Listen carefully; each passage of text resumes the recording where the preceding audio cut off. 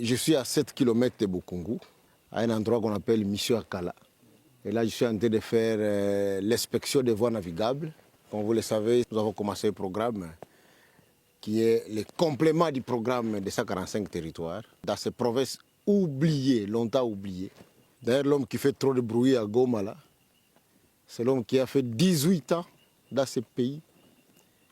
Et il y a des endroits des coins de ces pays où les gens n'ont jamais vu les véhicules, les routes sont oubliées, il n'y a pas de voies navigables.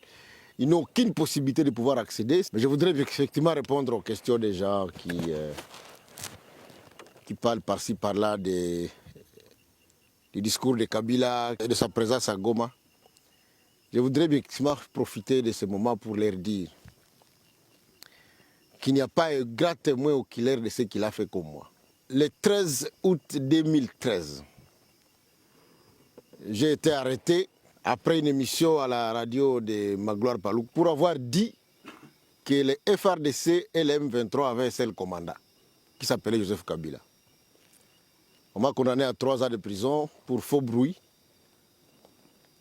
Mais je crois qu'aujourd'hui, les juges qui m'ont condamné se rendent compte que j'avais raison.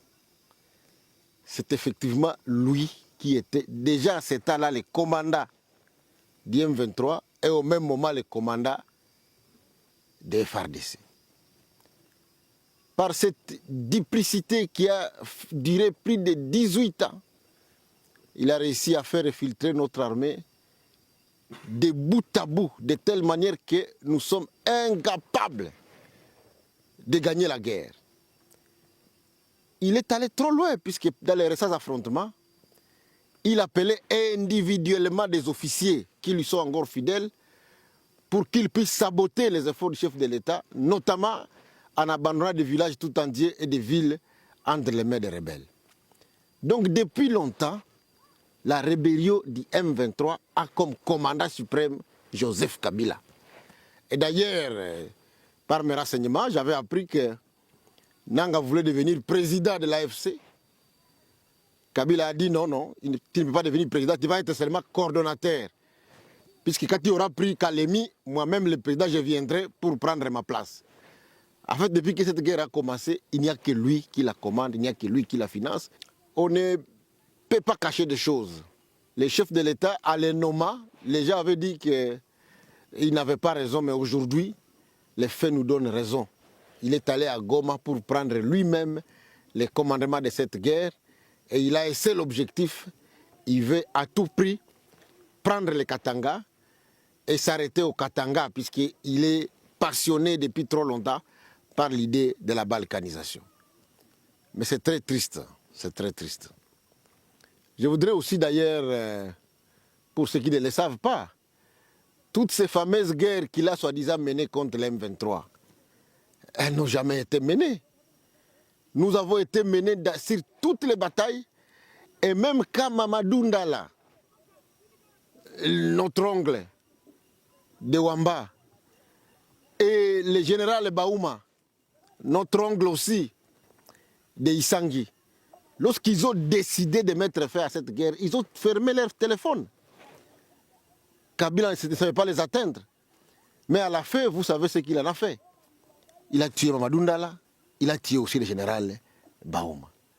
Et aujourd'hui, lorsqu'il parle du Congo oriental, vouloir se porte-parole de Baswahili, je voudrais bien vous dire que lui n'a jamais été porte-parole de Baswahili. Il n'est pas digne de l'être.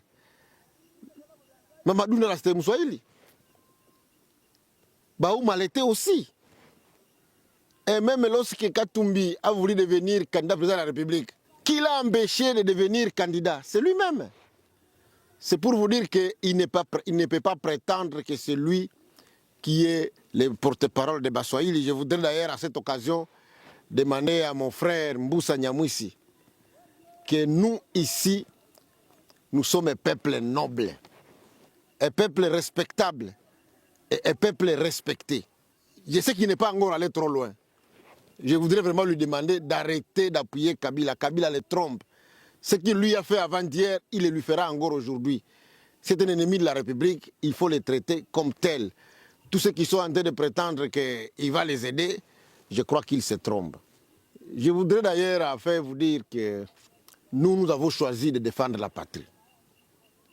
Nous sommes des patriotes, nous sommes des Wazalendo. C'est grâce aux Wazalendo que Uvira n'est pas tombé, c'est grâce aux Wazalendo que le front n'est pas allé dans les Tanganyika et dans les Katanga.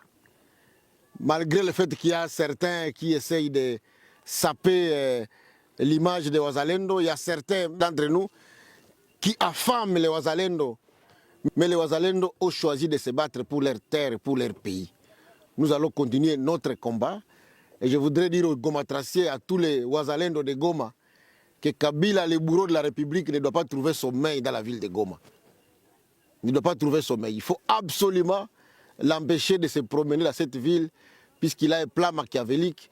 Il nous a volé 18 ans en train de faire la complicité avec les services rwandais. Il est arrivé à vendre certains des titres miniers appartenant à la RDC au Rwanda et à des officiers rwandais, que ce soit dans le Kivu, comme dans les Katanga, et il veut continuer sa lutte macabre. Nous allons rester derrière Tshisekedi pour les combattre.